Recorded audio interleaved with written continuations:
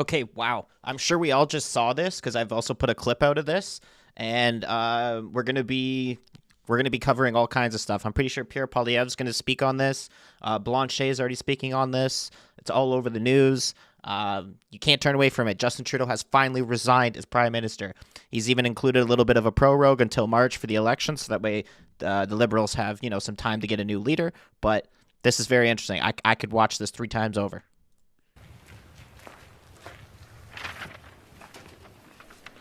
So I thought it might be fun for us to do this again. Bon matin. Every morning I've woken up as Prime Minister. I've been inspired by the resilience, the generosity, and the determination of Canadians. It is the driving force of every single day I have the privilege of serving in this office. That is why, since 2015, I've fought for this country, for you, to strengthen and grow the middle class. Why we rallied to support each other through the pandemic, to advance reconciliation, to defend free trade on this continent, to stand strong with Ukraine and our democracy, and to fight climate change and get our economy ready for the future. We are at a critical moment in the world. Mes chers Canadiens, à chaque matin, Let's je me skip the suis French part. réveillé en tant que Premier ministre. Progresser la... Nous traversons vraiment un moment critique dans le monde. My friends, as you all know, I'm a fighter. Every bone in my body has always told me to fight because I care deeply about Canadians, I care deeply about this country, and I will always be motivated by what is in the best interest of Canadians. And the fact is, despite best efforts to work through it, Parliament has been paralysed for months after what has been the longest session of a minority parliament in Canadian history. That's why this morning I advised the Governor-General that we need a new session of Parliament. She has granted this request, and the House will now be prorogued until March 24th.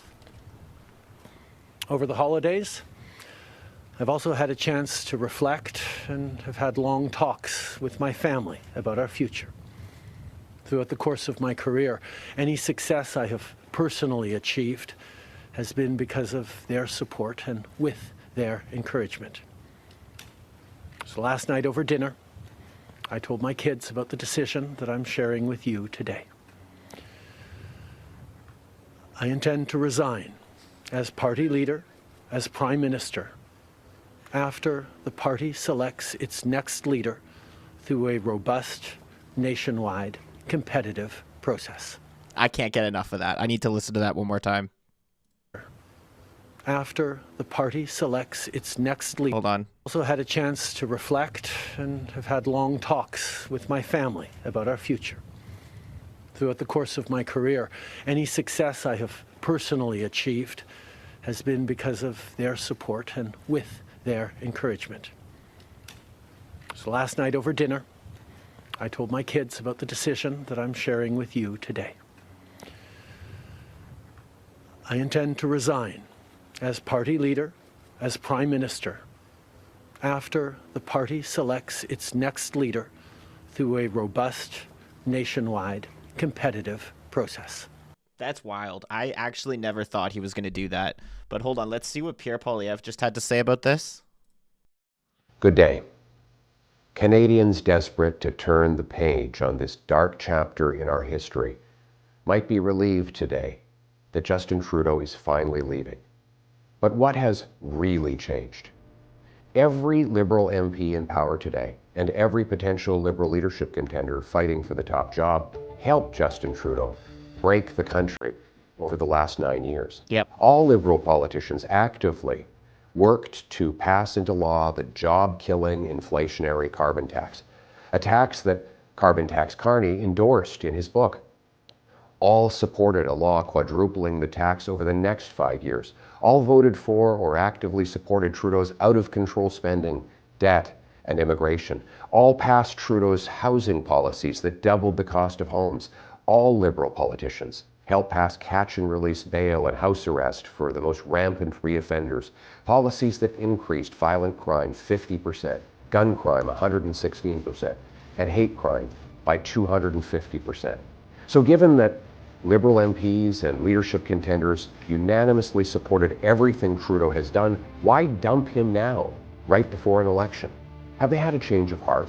Is it because they feel guilty that they doubled housing costs, hiked taxes, unleashed crime, broke immigration, forced a quarter of the population into poverty?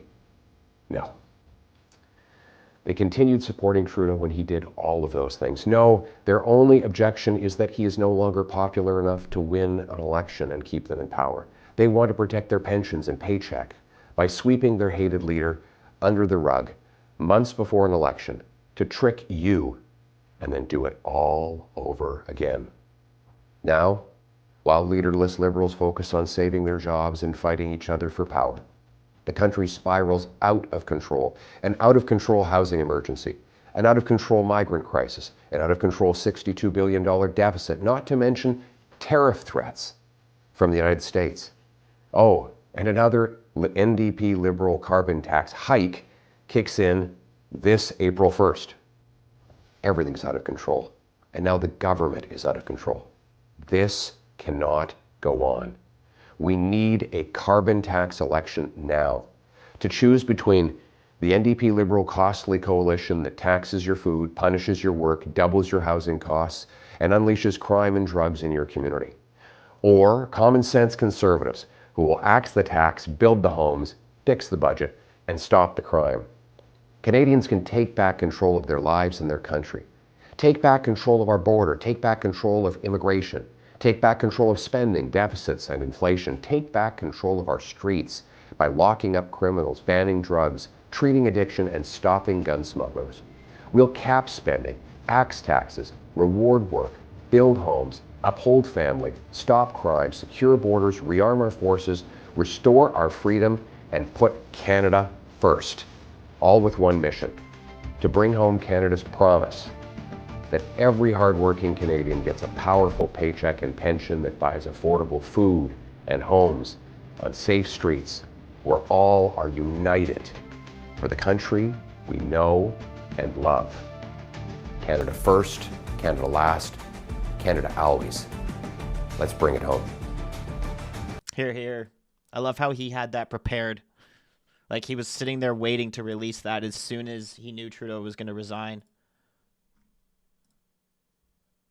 Let's see what CTV has to say about this. Is the Liberal Party of Canada.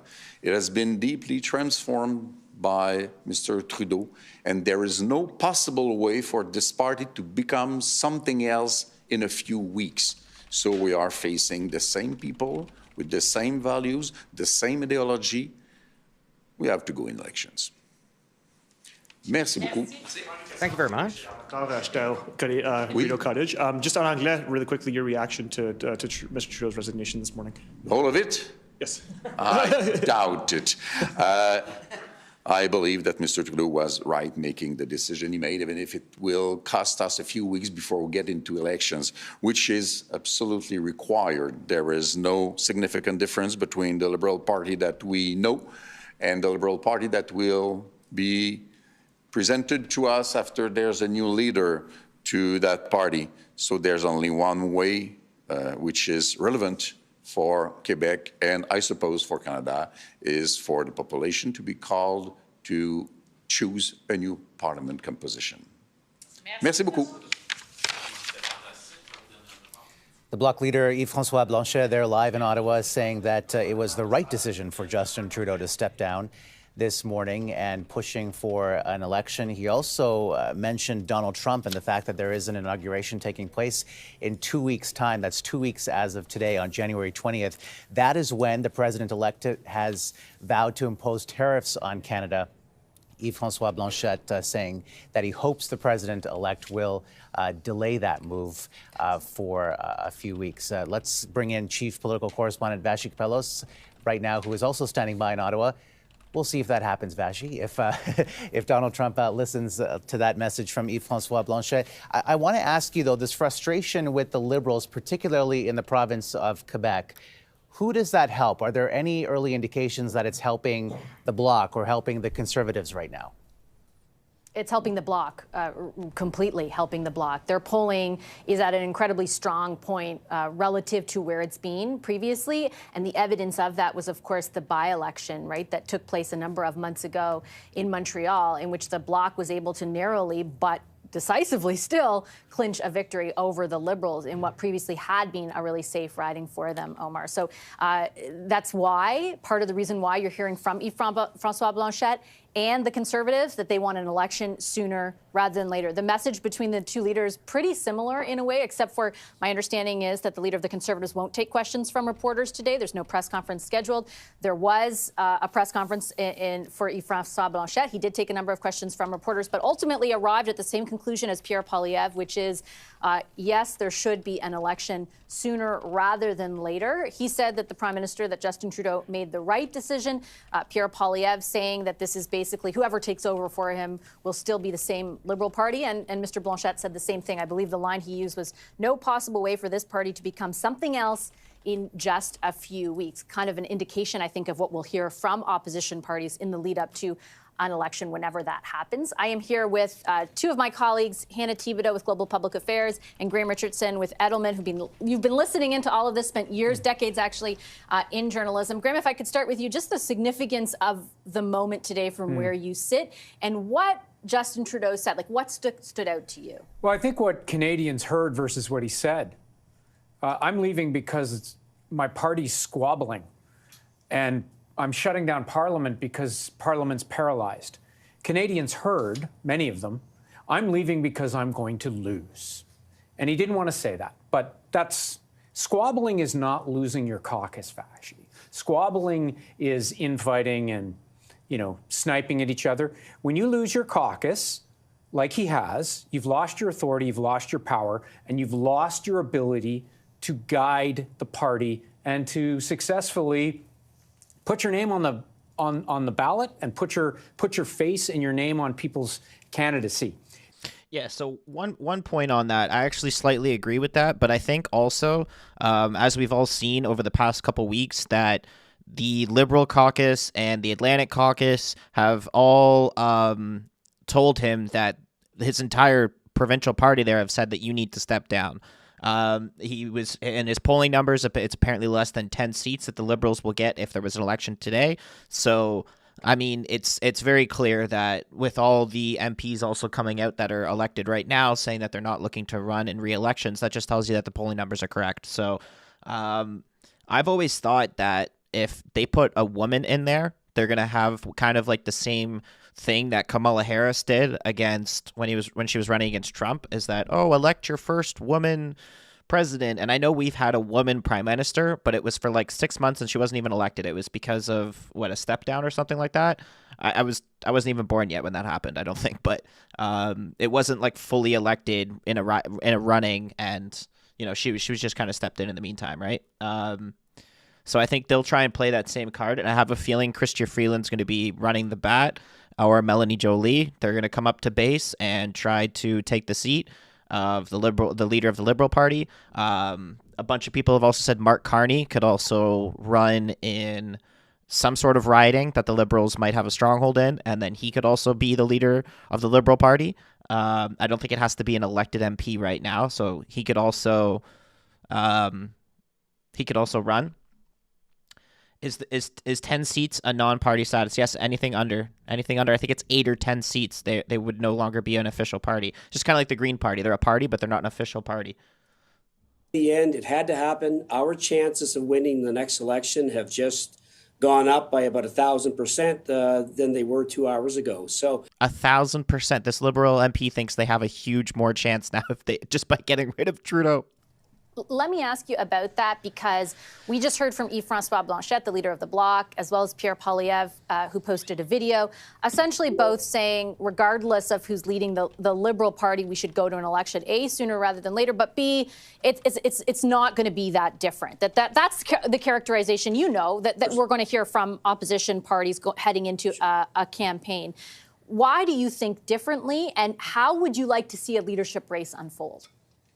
Well, I mean, step one, check, the Prime Minister said he's going to resign. Step 2, he prorogued until March 25th. So let's have a robust, open, transparent leadership race. Canadians deserve to have a real choice. And I certainly understand Yves Blanchette or Pierre Poilievre in his ad he just released, wanting it right now. But Canadians deserve a real choice between two parties that offer a vision. We've got a lot of work to do. We've got to reboot. We need to move the party more to the middle, more centrist. We have to look at some of the policies that have certainly driven. That's very interesting. That's go more centrist, so go more socialist. I'm not really sure. You're already super far on the left, so. Contest. There's all kinds of great candidates that clearly want to run. And I'm looking forward to seeing who puts their name forward, and let's get at it. We need to present a viable alternative to a Pierre Poilievre government. We didn't have enough chance. We didn't have a snowball's chance in hell up until about 2 hours ago. You still don't. We do now. So it's day one of our rebuild, and I'm looking forward to the future. One final quick question for you, Wayne, and that's about the Prime Minister sticking around in the interim. If, in fact, there is 70 days for this race to unfold, and at the end of March, your party does have a new leader, but Parliament also resumes, and there's a vote of no confidence, is that enough time for that leader to do what you have just outlined you want him or her to be able to do? Sure. Yeah, absolutely. I mean, it's 70 days. I mean, we have an opportunity now to have a robust leadership convention contest where Canadians from coast to coast to coast see who puts their name forward, see who offers, their policies, what they want to do with the Liberal Party moving forward, all kinds of time. And I think Canadians have been waiting for this. I think Canadians have parked their vote with Pierre Poilievre and are looking for an alternative new vision for the country. Clearly, Justin Trudeau sadly wasn't that choice. So now it's time for us to get to work. We've got a lot of work to do. We've got to get back together. We've got to come together. And we need to present a viable alternative, and we can do that. Wayne, thanks so much for making the time now and always. Really appreciate it. Anytime, Vashi. Thank you. Wayne Long is a Liberal MP from New Brunswick. Hannah Thibodeau and Graham Richardson are here to talk about what we just heard. Hannah, I'll start with you. Mr. Long, very optimistic about the party's chances now that Justin Trudeau has stepped aside. They have to get going. And we just heard from the party president. He put out on social media that the national board is going to meet sometime this week. They need to meet immediately. This is not something that they can delay for days. They have to get going because the process takes some time. And what's happening and what happened over the Christmas break is what I'm hearing. Everybody's going to the leadership camps are going to start beginning to lobby the executive of the party because what they want is they want to make those rules benefit them. They want to get the home ice advantage. And what I'm hearing is Chrystia Freeland's team is already doing that. Mark Carney's team is already doing that. Dominic LeBlanc will also do things like that, but he's currently the finance minister. Will he be able to keep that role? I'm hearing from people behind the scenes, they can't see that as something that's feasible. So the discussions are beginning and have already started about how Told you, Freeland and Carney. Those are the next two runner-up, maybe Jolie. About how much it will cost to enter that race. Right now, that number is around $250,000. Oh.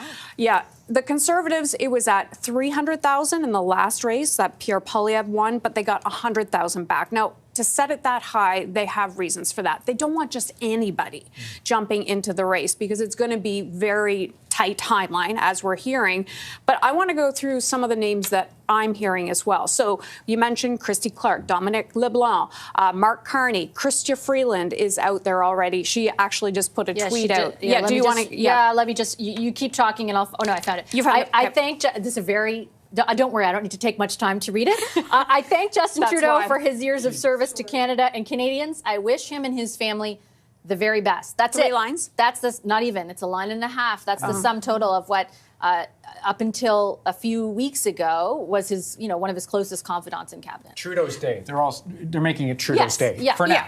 It's not. No, not. And so, okay, I'm saying Dominic LeBlanc, Chrystia Freeland, Mark Carney, Christy Clark, Melanie Joly are likely to be in the race. When it comes to Anita Anand, I think she's still considering that. Francois-Philippe Champagne, I think, may not actually. These are all bad choices. There is not a good single choice here. These are all bad MPs. The only thing is maybe, and I hate to say this, I think the only two chances that would help the Liberal Party, and I don't endorse either of them, by the way, would be Freeland or Carney, because Carney can at least say that, oh, I'm a businessman and I manage billions of dollars and I am all around the world fighting climate change and whatever the hell he can try to say, even though his company's mostly in gas and oil in foreign countries. And if you've ever seen him and Pierre Poilievre have a back and forth in committee, I have that video on my YouTube channel. I think Freeland would be another option for the Liberal Party, only because they can use the woman card. And they can use, first elected, because the last woman prime minister that we had wasn't elected during, you know what I mean? So let's get back to it. Jump into that race. Can I give you some dark horses? How about someone like Andrew Furey, the Premier of Newfoundland and Labrador? Look at the deal he just cut with Quebec. That was an epic, historic moment for him. And I saw him at the Empire Club in Toronto with the Alberta Premier. He sounded extremely prime ministerial when he was sitting on that stage. Here's another dark horse for you. And everybody's going to go, really? How about Karina Gold? I had heard that people were starting to approach her as well. Those are two potential dark horses. I'm not saying that they would happen, but there would be my list so far. Yeah, and donkeys, your point, not Trudeau's, horses. and your point too, Graham, Trudeau's day, but right away conversation is turning to what happens now and who ultimately, Omar, ends up replacing him. My guess is that's where the discussion is and the debate is starting now. Yeah, and obviously they have to move fast. Hannah Thibodeau just telling you moments ago that the president of the Liberal Party, Sachin Mehra, has issued a post on X saying that he will be calling a meeting of the National Board as early this week. So a lot of those questions that we have about the timeline, hopefully those become clear in the days to come. If you're just joining us, a very historic and momentous day in Canadian politics. We know that this morning, the Prime Minister, Justin Trudeau, announced his intention to resign until such time as a new leader is chosen, a new leader for the Liberal Party. Here is some of what he had to say outside Rideau Cottage this morning. As you all know, I am a fighter, and I am not someone who backs away from a fight, particularly when a fight is as important as this one is. But I have always been driven by my love for Canada, by my desire to serve Canadians. Okay, we've already seen this. Let's see what CBC has to say about this. News today is about Freeland. You know, why are you talking about Carney? Because you want Carney to be the leader. And listen, I'm not declared for anyone. I've told David that I think Dominic LeBlanc would be a really key person right now. But, what I was told when Carney went to the summer caucus, he didn't blow the roof off, right? And so there's a bit of a difference here when I see, conservative strategists on Twitter or people talking about how we're going to pick the leader. It is going to be people are going to be calling people like Vandana and saying, okay, you saw people behind closed doors. What are they like? Who do we trust? Because, the reality is everything that was said about Stephen Harper or Justin Trudeau or Pierre Poilievre, they're all part of who they are. Eventually that side comes out, and it's how quickly you can decide how long your career is. I think the best example for, calling your own exit that I can think of is Frank McKenna. And, I went to university with his daughter, and in 1996, I was saying to her, does he want to run for federal leader when Chrétien's done? And she said, he's done next year. He told my mother 10 years. And sure enough, that's what Frank did. And, it went out on a really high note. The Liberal Party, like a lot of politicians or a lot of political entities, fight the last battle. And I think a lot of the stuff around Justin Trudeau was we did not want the Martin Chrétien thing, so we didn't have it. There was no obvious successor, but we also didn't have an obvious succession plan, and that's not, we're not in a good spot today. I'll bring in Lisa for her thoughts before I bring in a couple more guests. Lisa? And Canada escaped relatively unscathed. In 2019, Trudeau's cabinet was in a crisis. Allegations surfaced that members of his staff improperly pressed then Justice Minister Jody Wilson-Raybould to help resolve a corruption and fraud case against SNC-Lavalin. The scandal led to the resignation of 2 ministers as well as Trudeau's principal secretary and longtime friend, Jerry Butts. Looking for another majority, Trudeau called an election in September of 2019. The government's controversial carbon tax was to be the ballot box question. Instead, a photo from the Prime Minister's past dominated the campaign. I should have known better, but I didn't. And I'm really sorry. Despite not being able to recall how many times he wore blackface, the party was elected to a minority government. Thank you all, my friends. Sunny ways. Trudeau's next big test would be the COVID-19 pandemic.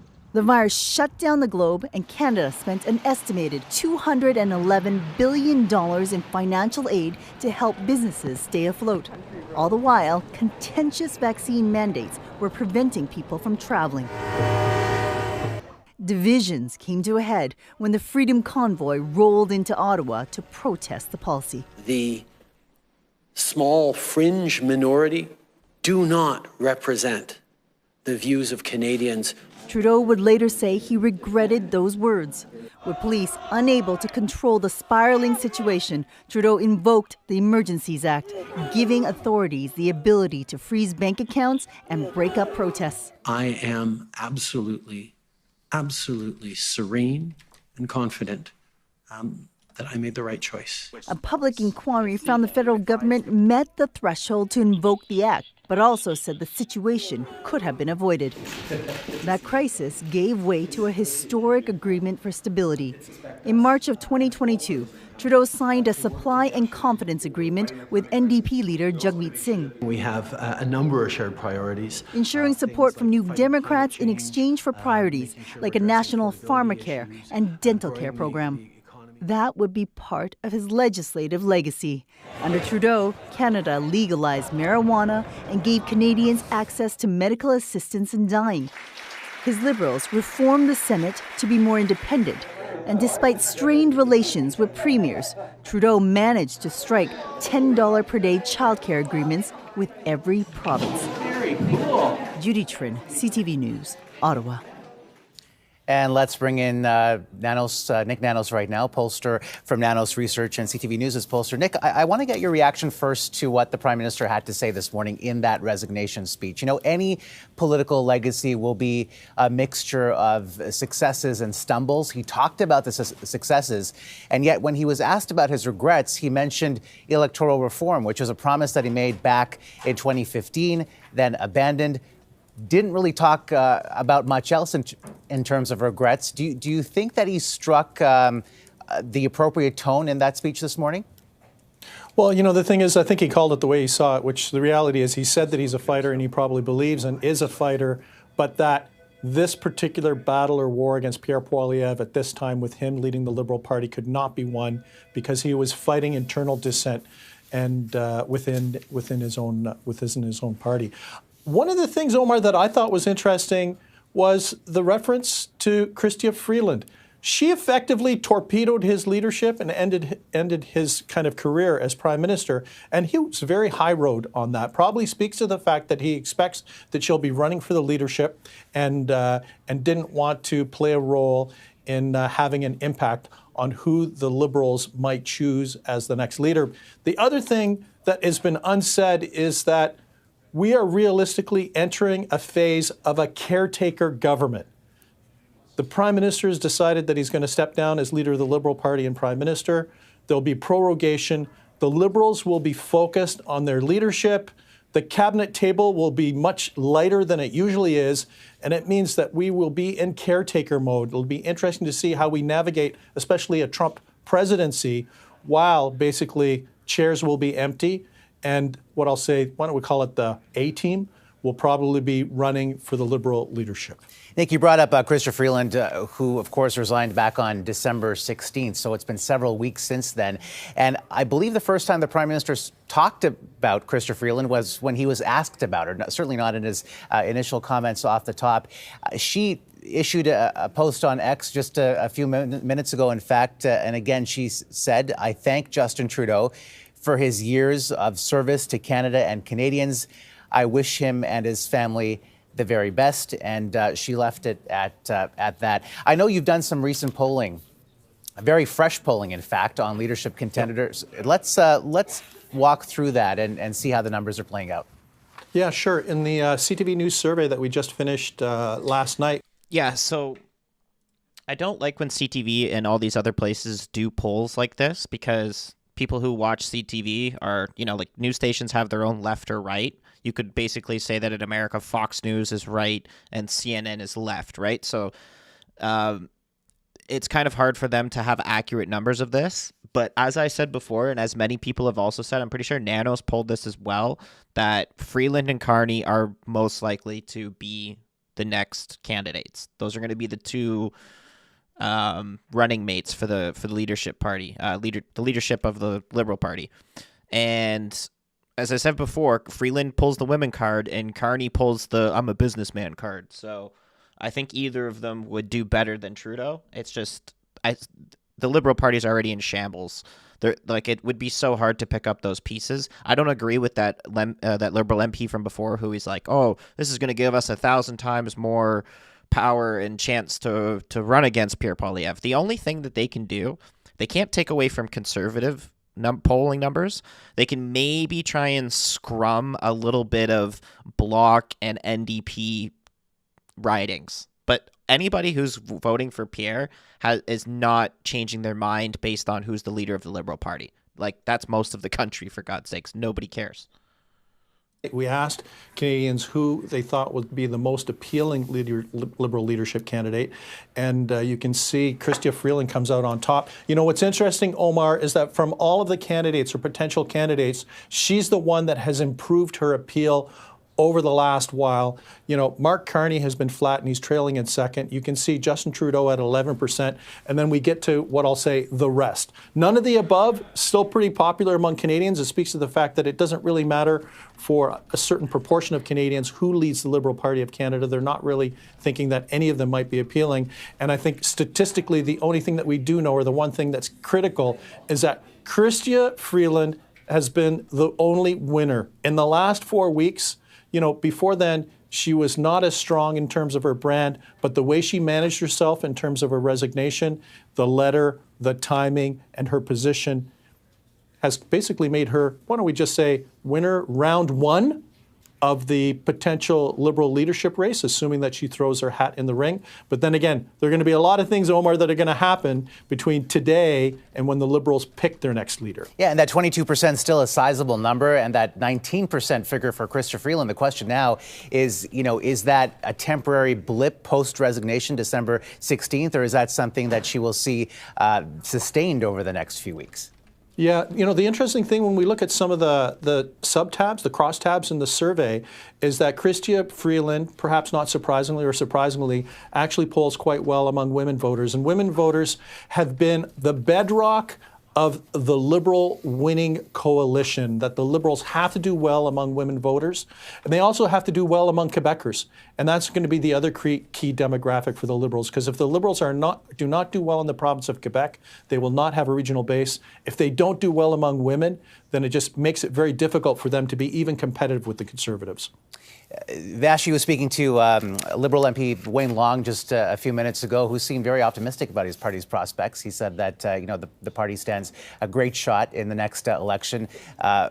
Is that too optimistic? I mean, we've been talking about the fact that Justin Trudeau has been inextricably tied to the Liberal brand. What changes when you change the leader? Will their fortunes improve? Well, I think their fortunes will improve. The question is will they improve enough? The other thing is we don't know what the dynamic, Omar, will be of the leadership of the Liberal parties, of the leadership race itself. Will they be divided? Will it be a close race, or will they come out united? It could be even worse for the Liberals if they come out fractured out of the leadership race that they have, because what the party needs to do, like any party that wants to win an election, is to be united. And for the Liberals right now, they are a party divided, especially under Justin Trudeau's leadership.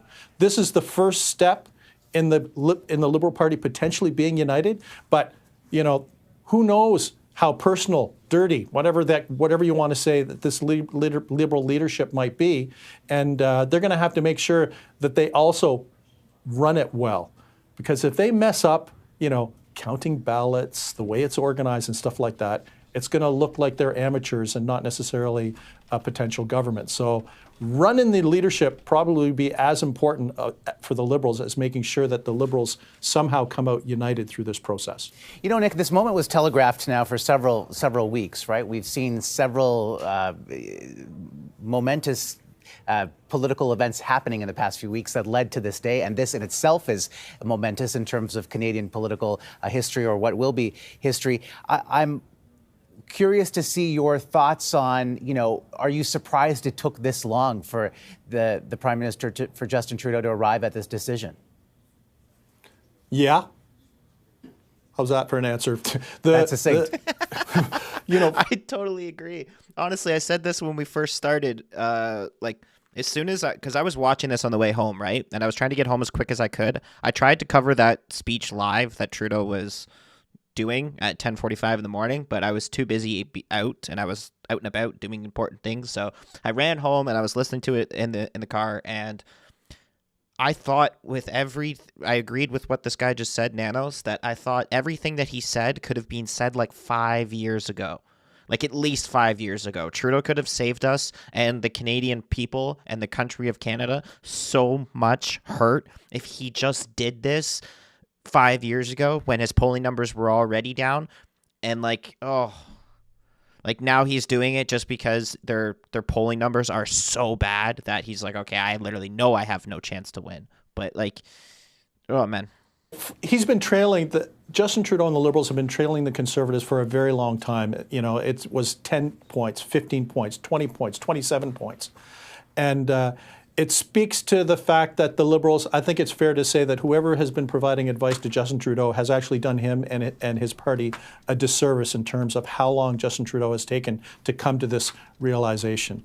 Because, just looking at the numbers, not the spin, but just the straight up numbers, that when you're trailing in every part of the country for any party, it's just not good news. And the Liberals did try attack ads against Pierre Poilievre, trying to say that he had a hidden agenda, try to introduce policies like the GST tax holiday and stuff like that. None of it worked.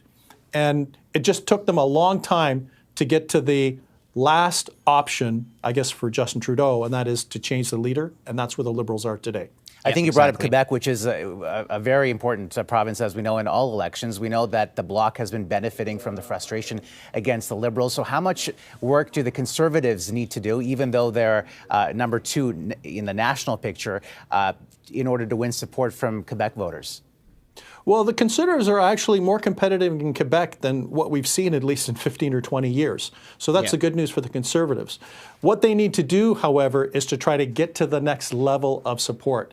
But the fact of the matter is that when you're at 47% in the public opinion polls, you're basically winning in every part of the country with the exception of Quebec. And it's more than adequate for Pierre Poilievre to win a massive majority if the election were held today. The big question now, Omar, is take Justin Trudeau out of the equation, and how does that change how Canadians feel about the Liberals, and also how they might feel about a potential Pierre Poilievre government? It doesn't. It changes nothing. We've said this before, or I've said this before. I'm sure other people are saying this. If you're already thinking about voting for Pierre, whoever the hell the next Liberal Party leader is, makes zero difference on how you're going to vote. You're still going to vote for Pierre. And then I think a few people now have been asking how this is working. So if we listen, I already listened to his speech. I'm sure other people have, but it's on the channel if you want to go and watch the video of just him talking. Basically, he used the excuse of the last House session being caught up with the whole SDTC scandal, and basically we didn't get enough work done, so we're going to prorogue the next Parliament, give us some time, everybody some time to just kind of cool off, even though they just had a huge vacation. So he used that excuse to prorogue Parliament. He's not saying that the Liberals need a new leadership race. That's why we're proroguing Parliament, because that's not a legitimate excuse.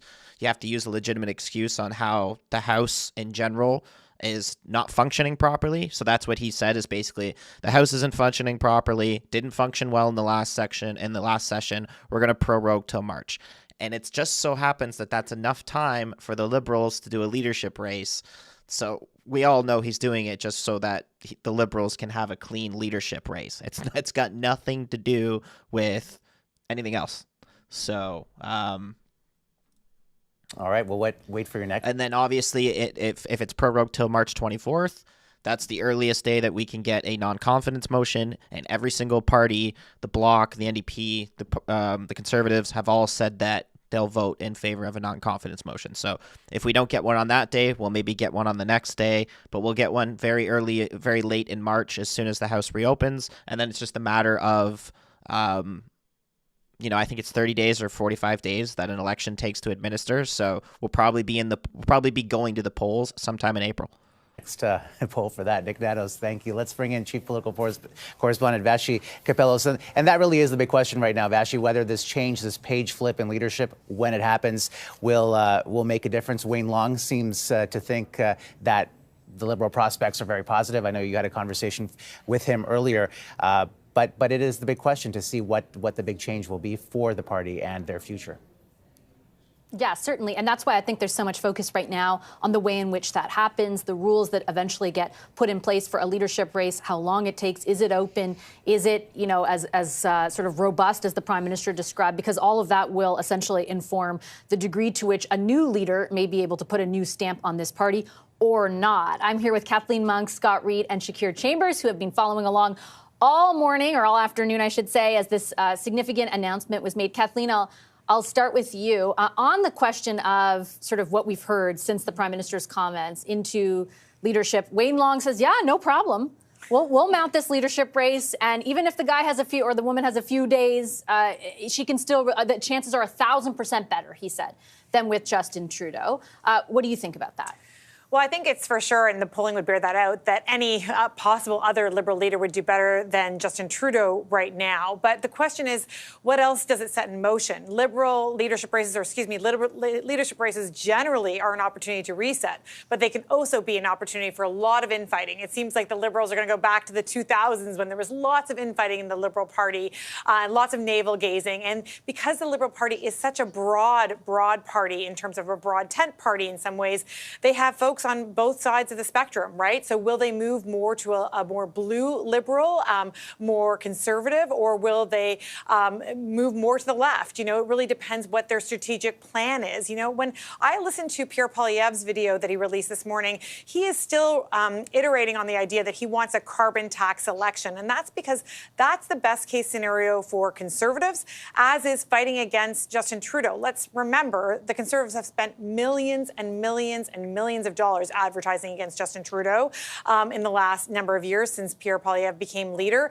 They would like to take that fight on. But as of January 20th, frankly, carbon tax moves to the back seat because people will be more concerned about the threat of tariffs and the threat of Donald Trump. And while Pierre Poilievre is best positioned to deal with Trump, according to public opinion polling, I don't think that's the ballot box question that the Conservatives want. It's an unclear, outcome on how Pierre would deal with Trump, who's very unpredictable.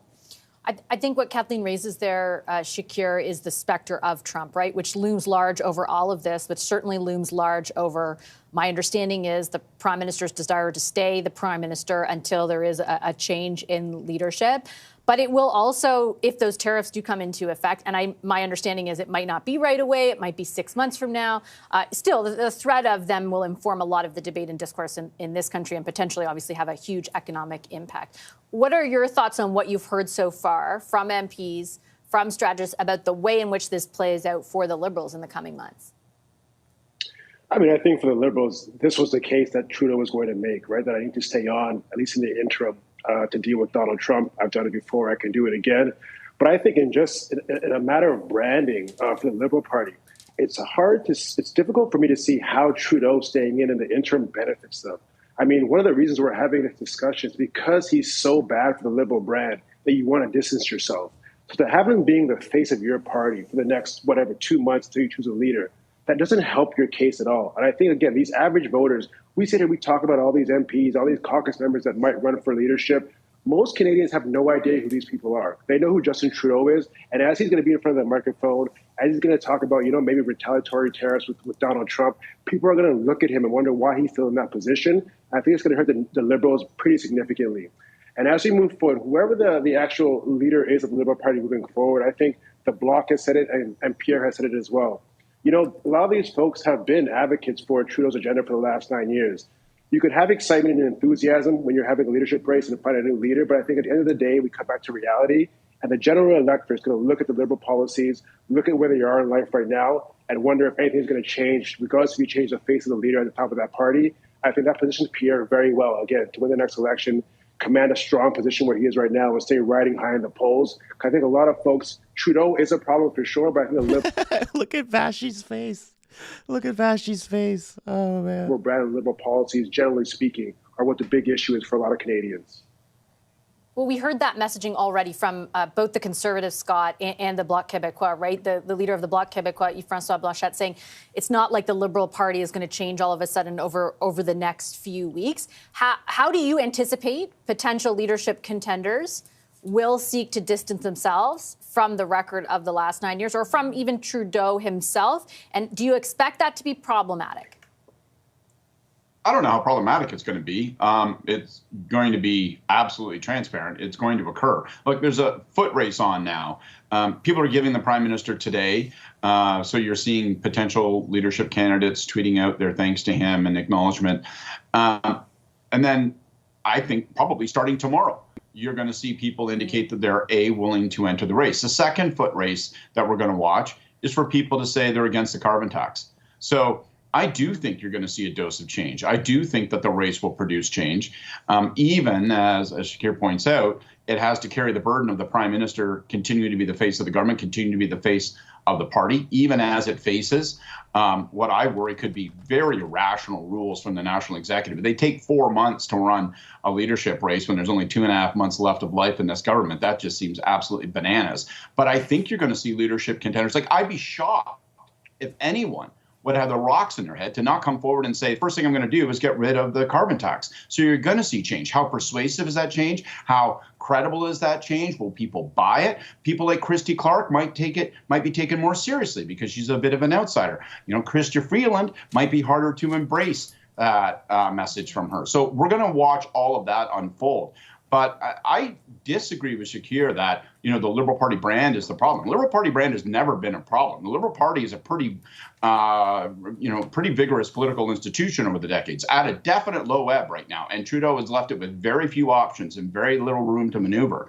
But Trudeau has been the big lightning rod for negative attention. So, you know, if you can move him out as fast as possible, get a new leader in as quickly as possible, you start talking about change, you start acting on change.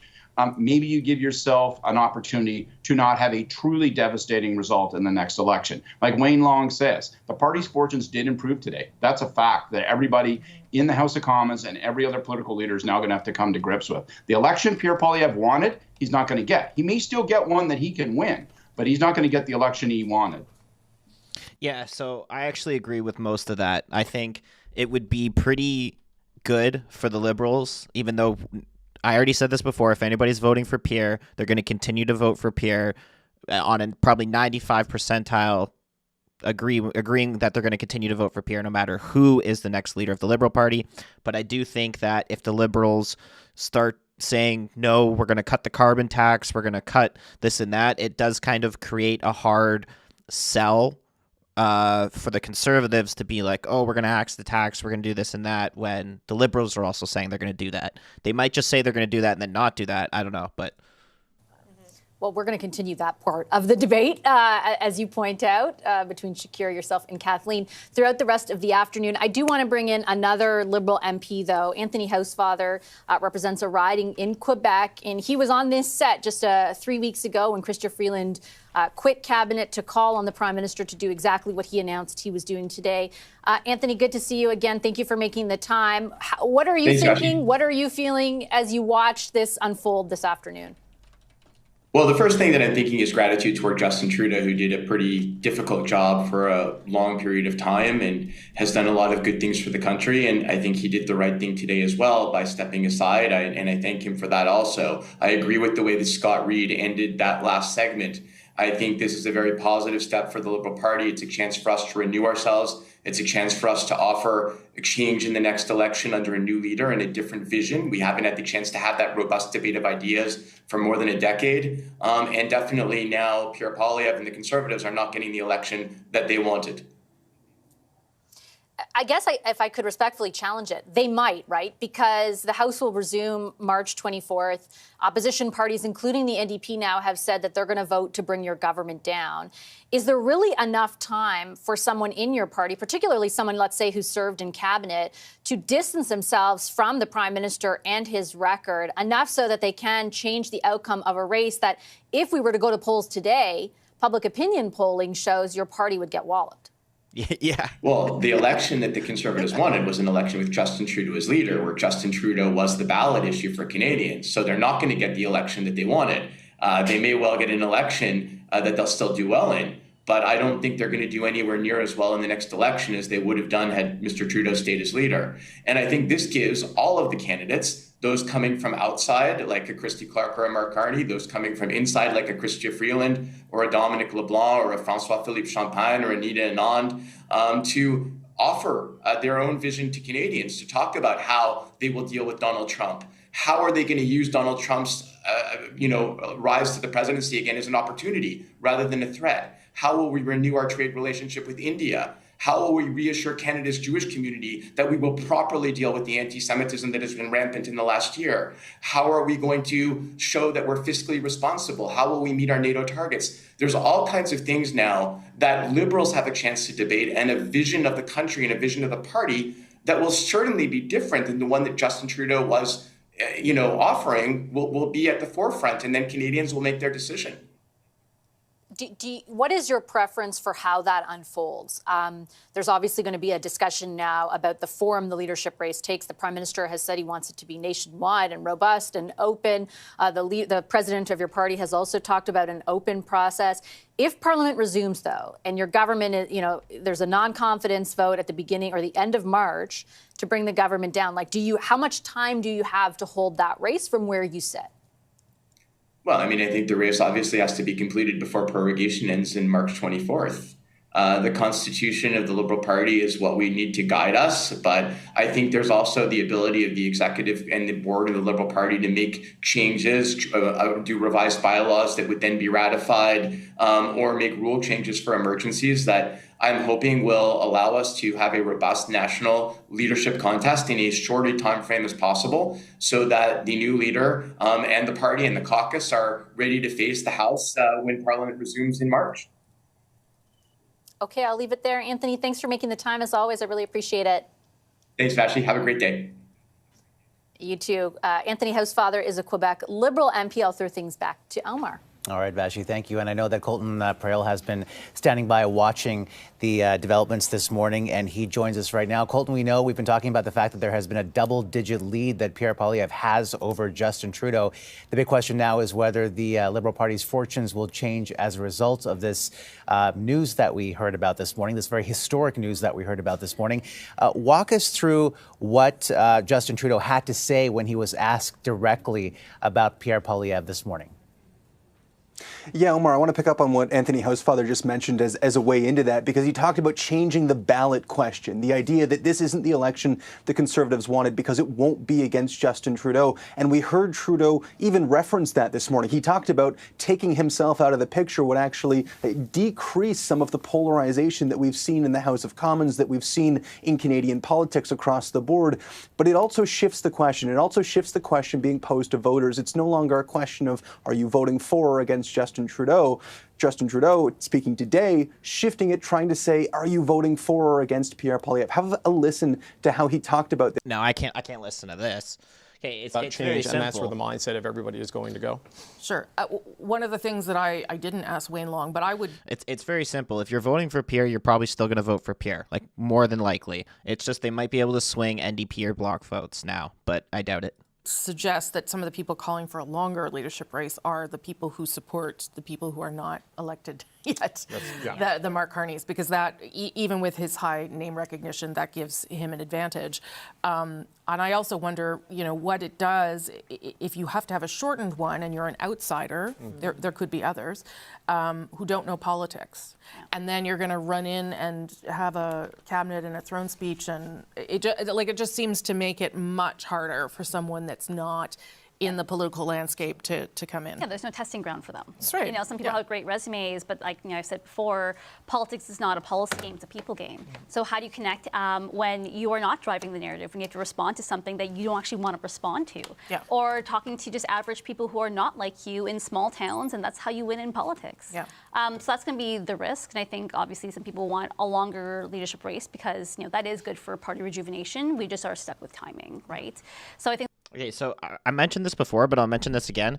The reason that he used for prorogue is he said that the last House session wasn't productive and that they had 6 or 8 months or whatever of dealing with the SDTC scandal and basically a lot of filibustering, which in my opinion was just the Liberals filibustering themselves because they refused to hand over all the unredacted documents to the RCMP. That was his excuse for prorogue. And then right after he said that, he said, okay, and in the meantime, we're going to do a new leadership race for the Liberal Party. So he's not using the leadership race as a excuse for prorogue because that's not an excuse. He used the excuse that the last House session was basically a major filibuster. So just to clarify there. I think they'll have to find an option. I do think the latest they'll have to be is like end of February, early March, because they need time for this leader to show their political chops, show the difference, connect with Canadians, and to take their leadership campaign and really transform it to an electoral campaign. And in that way, you can see how this could become an advantage for the Conservatives, which is the opposite of what I said before. but that's also true, right? If you have someone who's not fully in place or doesn't know the game, that's a pretty good spot. Reflexes. Yeah, it doesn't have quick reflexes, doesn't know how to respond quickly. And this is where you hope you have a strong party apparatus that can provide the platforms that can showcase the candidates to engage Canadians. And again, a big challenge to do that in a short period of time.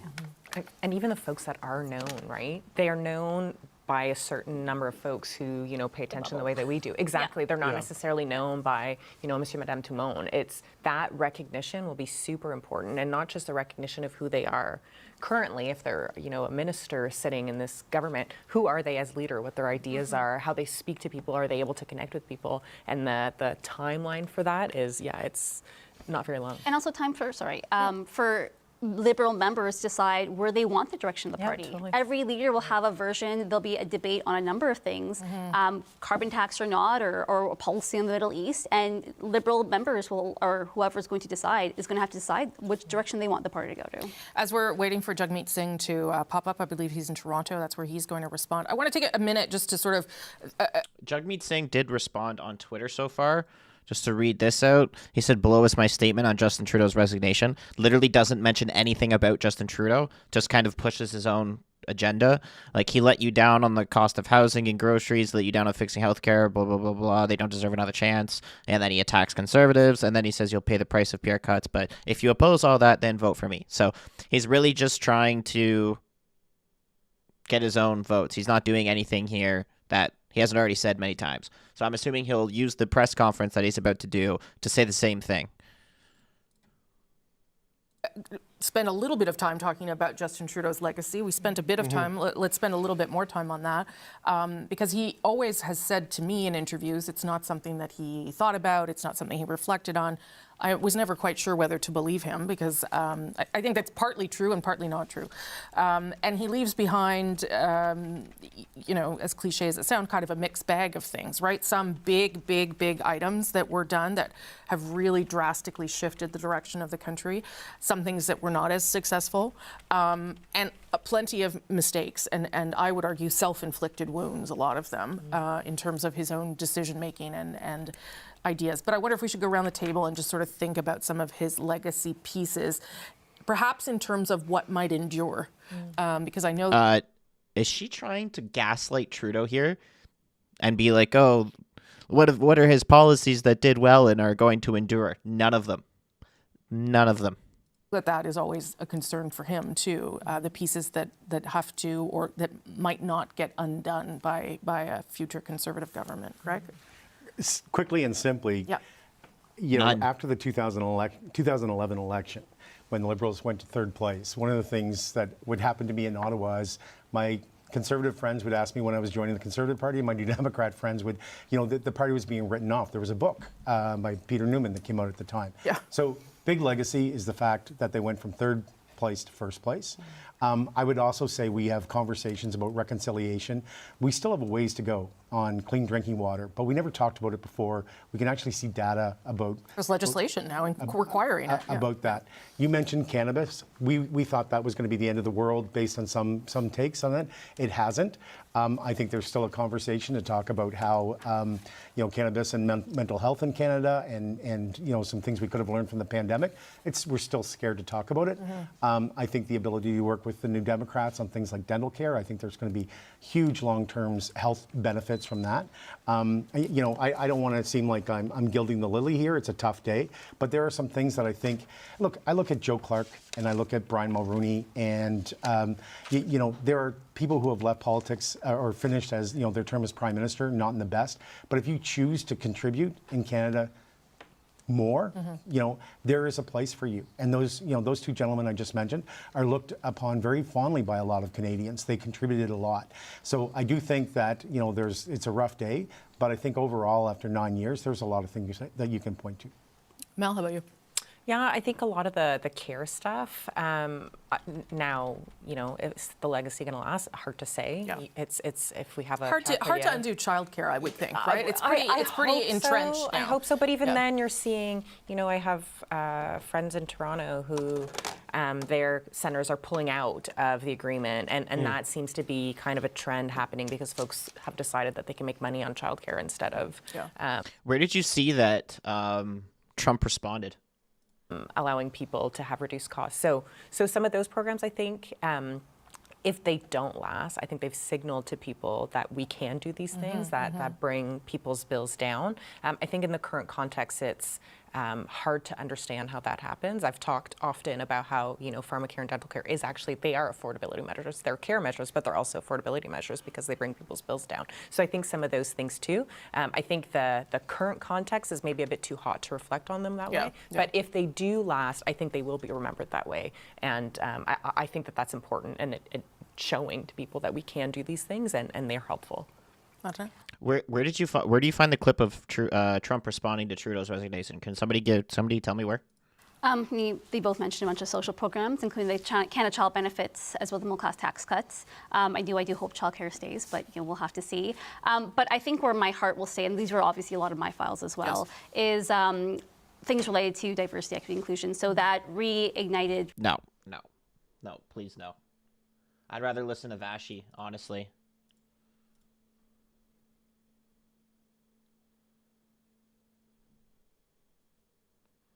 They're running commercials. Relationship with Indigenous people. Is it perfect? No. But has it come a long way? Is it part of the everyday vernacular and conversation? Definitely absolutely. Is. Yeah. I think of racialized Canadians. This is the first Prime Minister ever say systemic racism. Johnny Mega posted and that was a it, fight. It was the first Prime Minister ever have commentary on police force and even talk about the high incarceration rates of Indigenous and Black Canadians. And while I know there was a pushback to DEI, and you heard Mr. Poilievre say that in his Jordan Peterson interview about this woke. Yeah, here it is. This is 6 minutes ago from Donald Trump. Many people in Canada love being the 51st state. The United States can no longer suffer the massive trade deficits and subsidies that Canada needs to stay afloat. Justin Trudeau knew this and resigned. If Canada merged with the U.S., there would be no tariffs, taxes would go way down, and they would be totally secure from the threat of Russia and Chinese ships that are constantly surrounding them. Together, what a great nation it would be. So I actually don't disagree with the idea of some sort of union, like kind of what the European Union does, where the countries are still individual. I think that was said by Kevin O'Leary, and I actually kind of agree with his point there. Whether or not we could be the 51st state, I think he would have to take that up with the king because it's all crown land. So I'm pretty sure he would actually have to buy Canada for, I don't know how many trillions. I don't know what the price would be, but it would be some astronomically high price, and that would be up to the king if he wants to sell it or not. I don't think there would be any other way that he could just make Canada the 51st state. So I think it would be a king's decision. Trump trolling again, yeah, but I liked how he basically mentions that. Like, I agree with most of what he's saying, that if we became some sort of like union, not like totally became the United States, but if we merged together, there a lot of stuff would that he's saying would happen. There would be no tariffs. Taxes would go down because he's already said he would cut a lot of tax. And in most states that there is less tax already. They'd be totally secure from the threat of Russia and Chinese ships. We even had Chinese spy balloons like a couple years ago just flying everywhere. And they have much more of a powerhouse of their army than we do. So most of the stuff that he says, like together, what a great nation it would be. Yeah, of course. Canada and the U.S. as one like union would be the biggest. The United States is already the biggest powerhouse in the world. Just add Canada to it, and you're like, wow, you're even more laughing. So you can't really disagree with most of that. It's pretty self-explanatory. Jagmeet Singh is about to speak with reporters, so we're gonna tune into that here in a minute. Wokeism.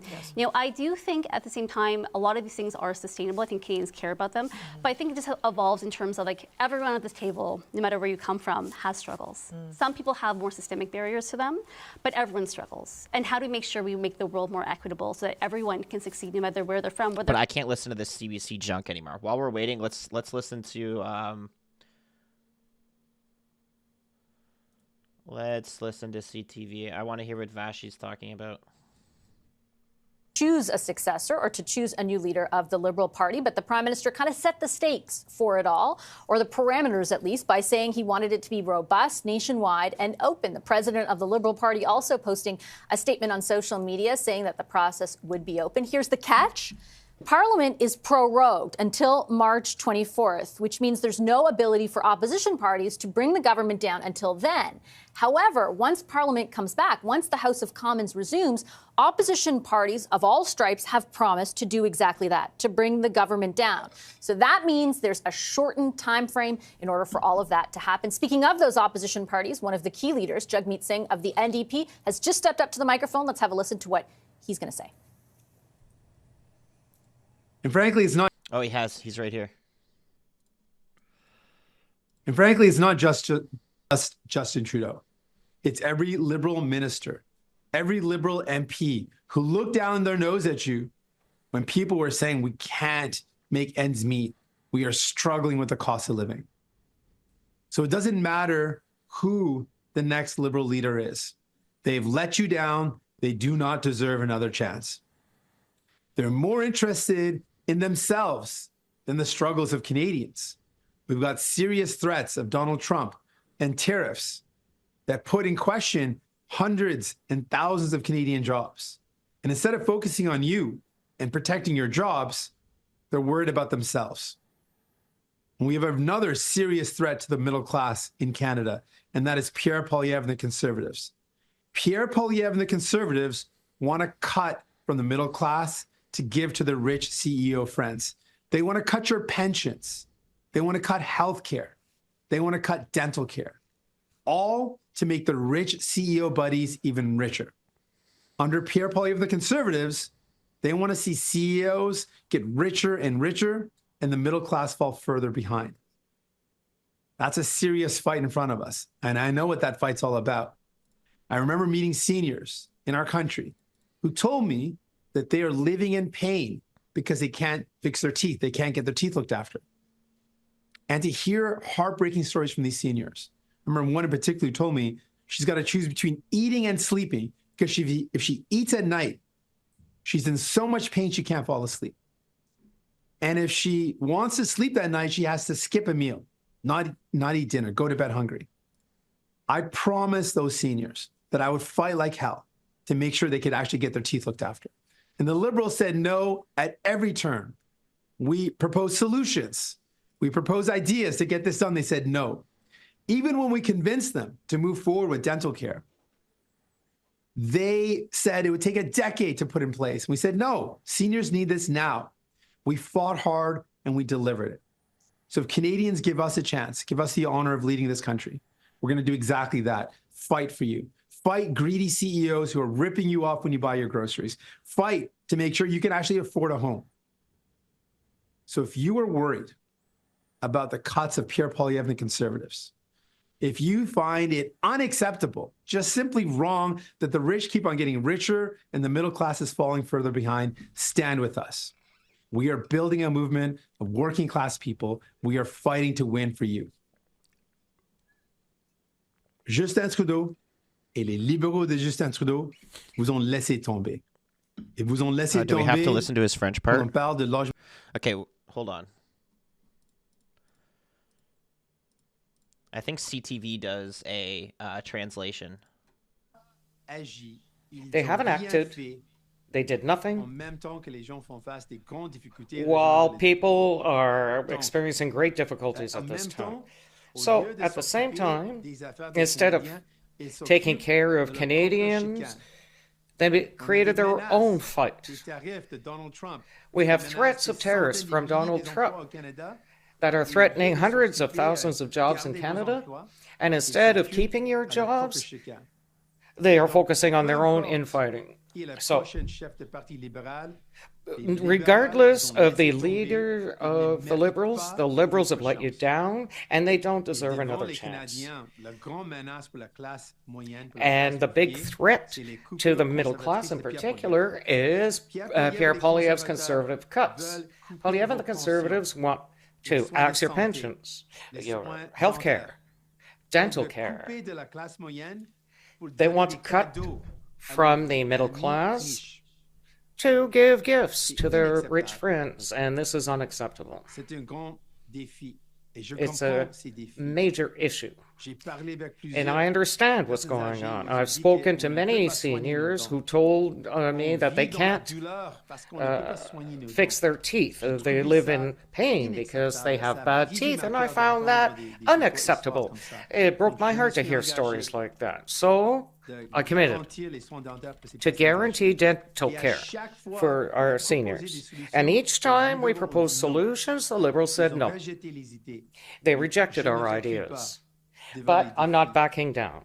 In front of these problems, we will continue to fight for people. And we won this dental care program for seniors and children too. And I know that that's the energy we need now, is to help people. So if you're scared of Pierre Poilievre's Conservative cuts, if you think it's unacceptable for the rich to get richer and richer while the middle class is shrinking, join us. We're building a movement, and together we can win for the working class and the middle class. We'll take questions now online. We will start with David Baxter with the Canadian Press. Please go ahead. Good afternoon, Mr. Singh. Can you hear me all right? I can hear you.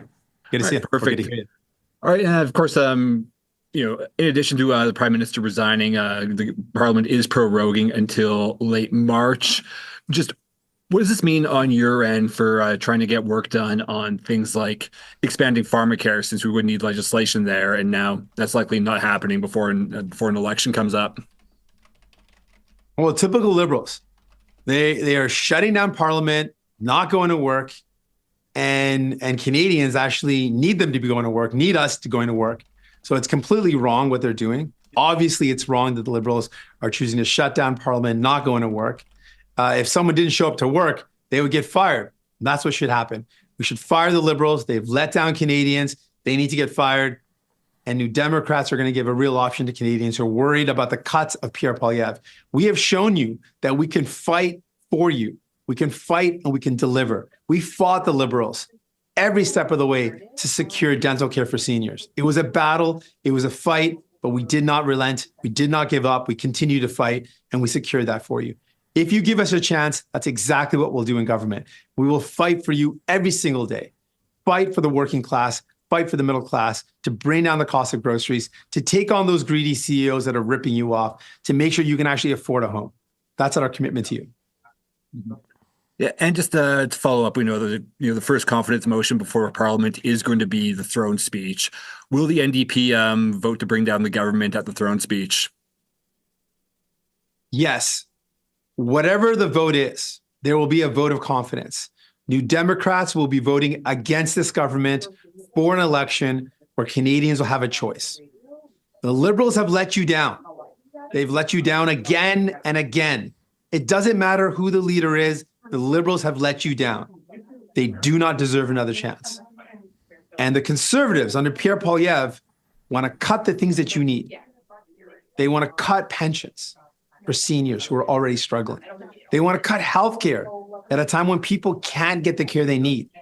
They want to cut dental care for seniors and kids who are just receiving this care. They want to cut that. It's a callous decision.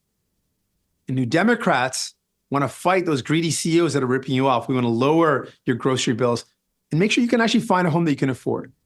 New Democrats are building a movement. If you're worried about those cuts, if you're worried about Pierre Poilievre, if you feel let down by the Liberals, stand with us. Stand with us this time. We are building a movement to fight back. We are fighting to win for you. Nous allons maintenant, Julien, avec Radio-Canada. C'est à Turn vous. to Radio-Canada. Bonjour, Monsieur Singh. Hello, Mr. Singh. Vous avez dit, donc, si je comprends bien, You c'est mentioned, que if I understand l'arrivée d'un nouveau correctly, chef ne change the arrival rien. of a new Corrigez-moi leader si j'ai tort, changes selon nothing. vous. En ne According donnant to pas you, votre appui à un prochain chef libéral, by not est-ce que vous ne providing craignez pas your de support perdre vos to gains the next au NPD leaders, avec une do possible you not arrivée des fear conservateurs à ce moment? losing NDP seats with the Conservatives winning at that time? That's the choice in the coming elections. People have a decision because it's clear that the Liberals have let us down. And the choice is between Conservatives, Pierre Poilievre, who wants to cut the things that we got for people. He wants to cut the dental care and pharmacare. And generally, Do you know what's something I think nobody, sorry to cut him off, but we'll get back to Jugmeat in a second. You know what's something I think nobody's talked about yet? Is that Justin Trudeau did say that he's going to resign as Prime Minister and as leader of the Liberal Party, but he was never asked if he's going to run for re-election. Could you imagine if this guy is so narcissistic that he still tries to run in some riding to still stay in politics, and we have to see him still talk in the House sometimes when Liberals are in opposition, probably not even leader of the opposition, but he'll be somewhere in politics. I wonder if he actually goes and does something else and tries to get a job at, I don't even know where, who's going to hire him, but he never said he wasn't running for re-election. He just said that he's not going to be Prime Minister anymore when the new leadership race is done. So anyway, let's get back to Jugmeat. Healthcare, that's a choice. Pierre Poilievre, who's going to cut everything you need, or the New Democrats who want to fight the rich CEOs who exploit you, and who to make sure that we can find affordable housing. That's the point of this election, but the Liberals in this situation have let you down, and we now have a choice, and Canadians can choose between Conservatives who want to act or New Democrats who want to fight.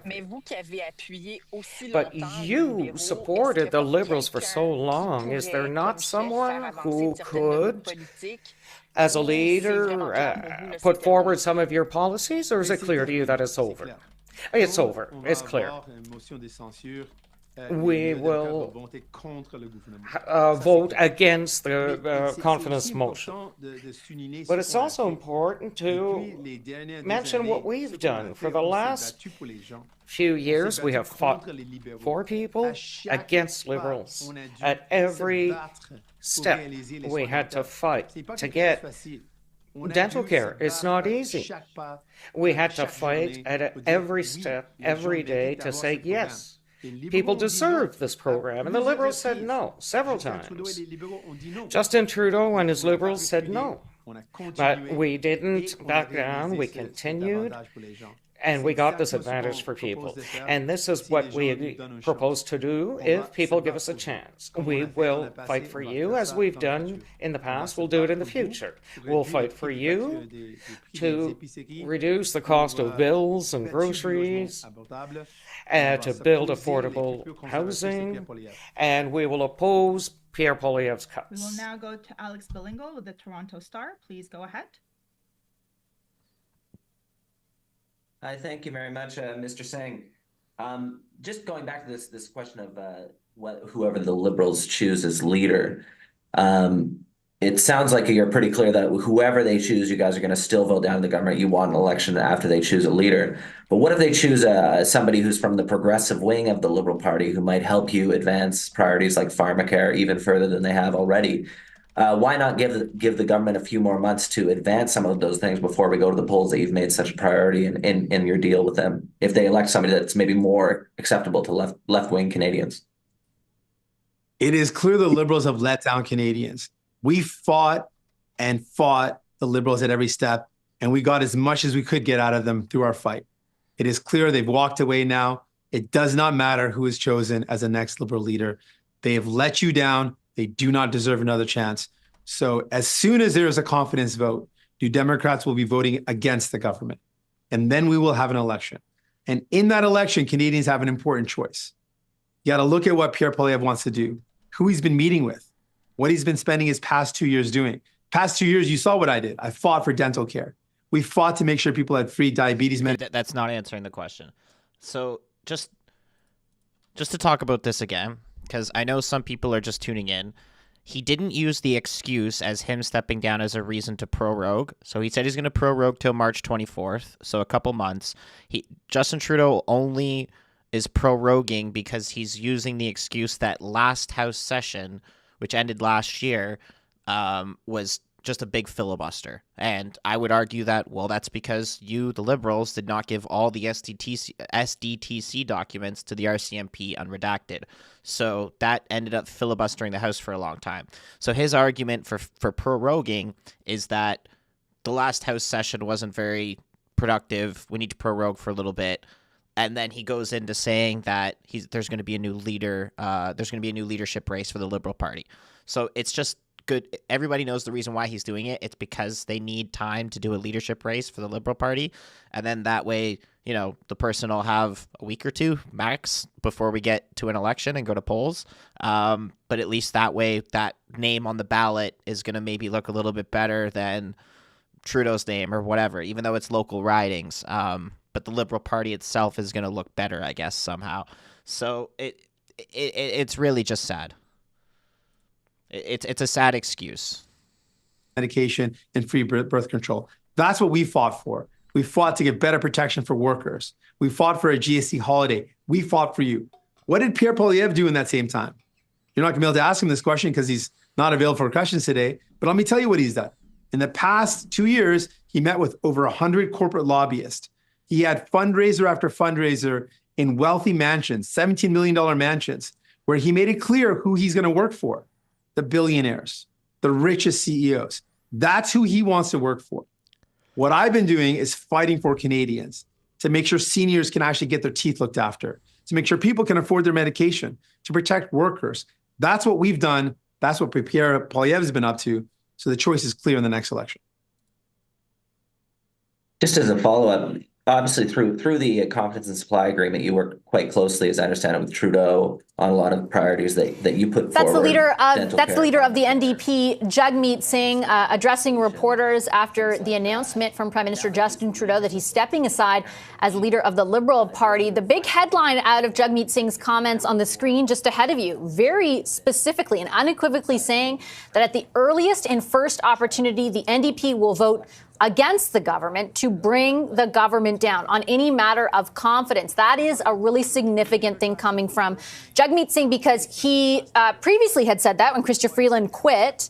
But there were there was one MP, NDP MP, over the holidays who mentioned that he did not want to, for example, in his words, hand Pierre Poilievre the election. So there would have been, and there were, some questions to the leader of the party about whether he intended to follow through on what he promised to do a number of weeks ago, or whether, for example, a change in leadership at the top of the Liberal Party would force a change in his position. It is clear that it has not. This is, again, one of the most specific instances from the leader of the NDP in which he has said that he is prepared to bring the government down. The earliest chance for him to do that will be a vote on supply, which I understand would come at the end of March, right after prorogation ends on March 24th, which means there would be an election very closely thereafter. Just kind of setting the tables for our discussion this afternoon as we continue to react to this huge news out of Ottawa, the Prime Minister stepping aside. Who else is reacting?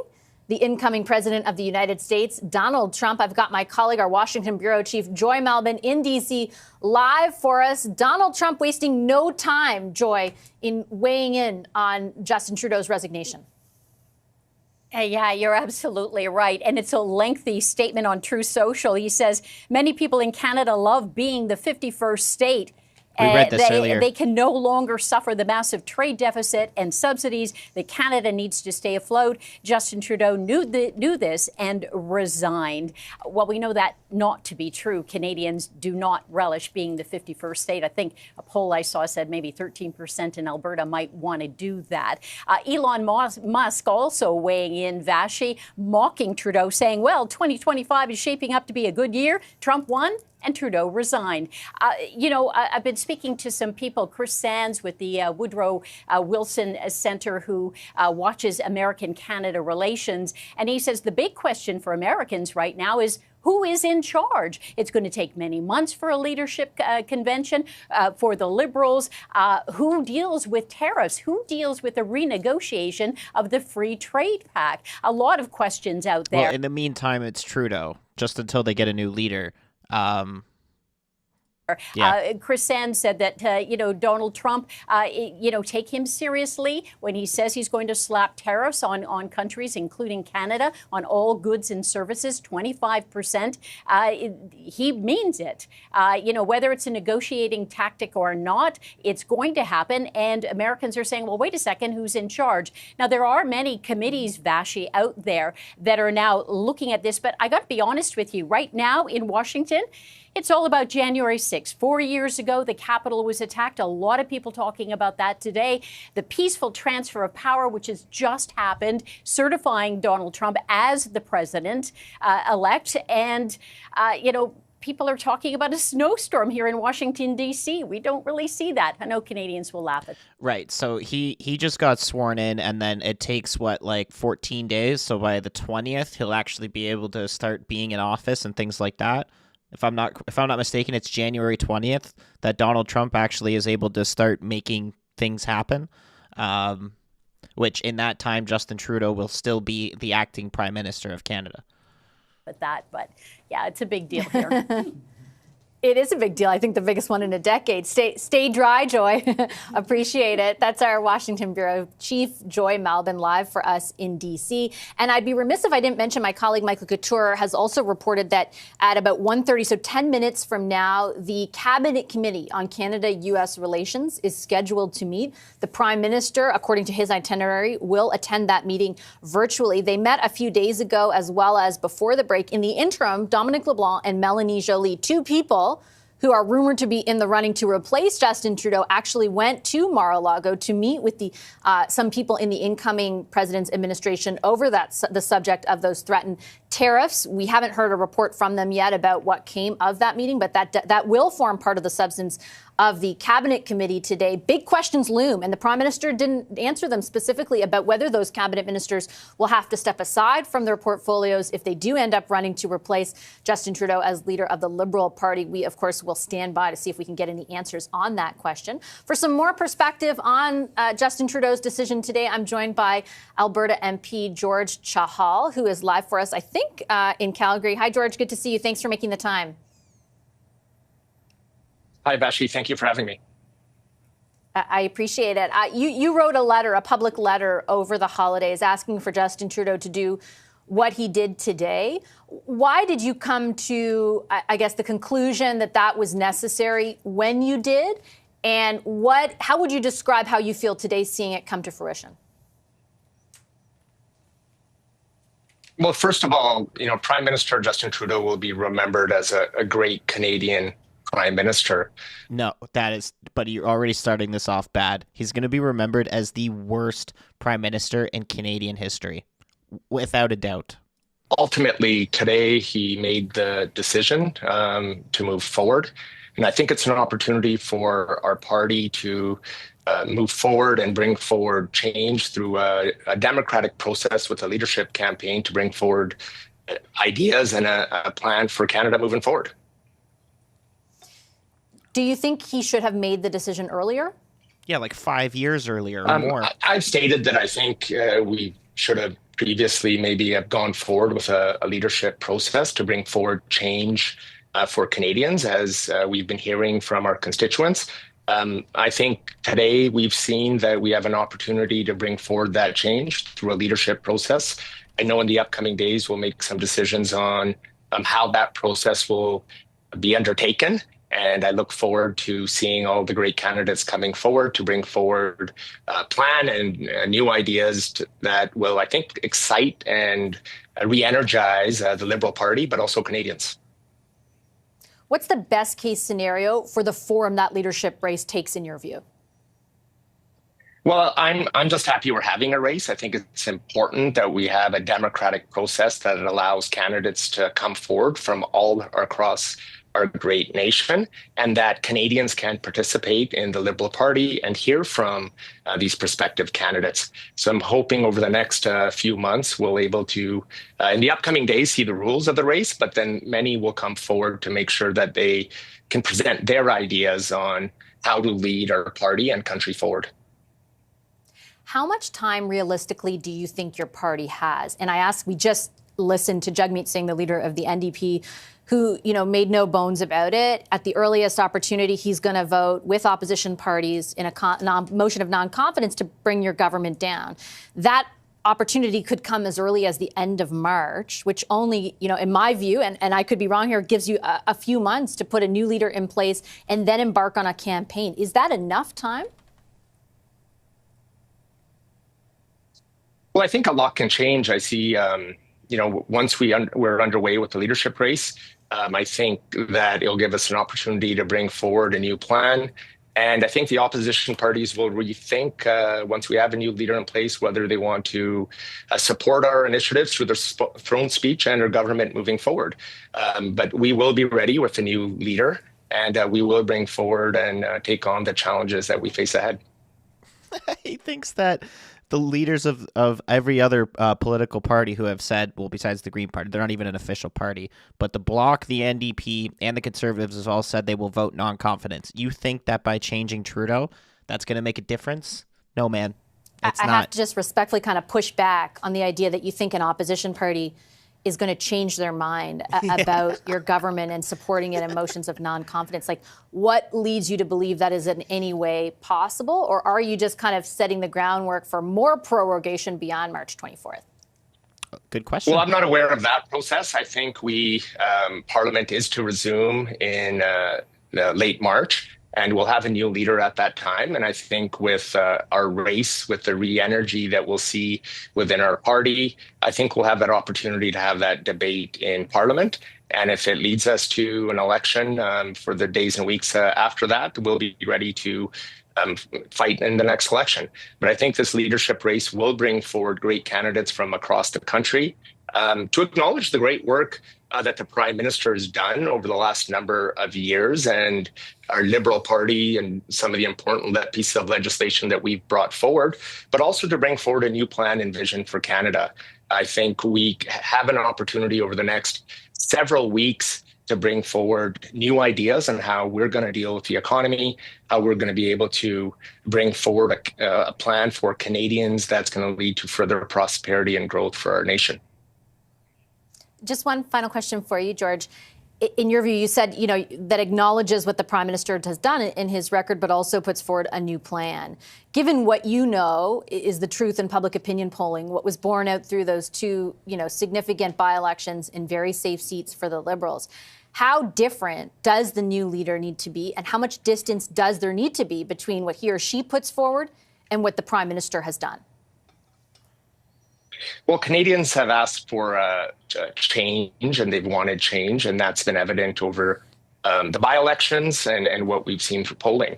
And we have an opportunity to bring forward new ideas to bring that change forward in the upcoming election. And I think having a vibrant leadership campaign, vigorous with debate and ideas will help do that. And I'm looking forward to participating in that process by seeing what the candidates have to offer and being a part of bringing forward some new ideas for Canadians. Okay, I'm going to leave it there. Thank you very much for making the time for the conversation. I appreciate it as always. Thank you. Thank you for having me. That's George Chahal, a Liberal MP from the province of Alberta. We're going to have lots of discussions coming up with Liberal MPs. We're also going to hear more from opposition parties, all of whom say they are ready to bring the government down at the earliest opportunity and head to an election. I've got to take a quick break, but our special coverage of Prime Minister Justin Trudeau's resignation from the leadership of the Liberal Party continues after that break. Stay right there. Okay. So I think I'm gonna call it here for going live. This is honestly everywhere. This news is everywhere. So you can see this, like, there's not anybody who's not covering this. So yeah, which obviously means tomorrow we're not going live for the committee because that's not happening. No committees and nothing can be done while Parliament's being prorogued. The GG's already signed off on that. Take a second to hit the like button. Yes, I appreciate that. Everybody hit the like button while you're here. And that's just it. That's really the news for today. Justin Trudeau's resigned.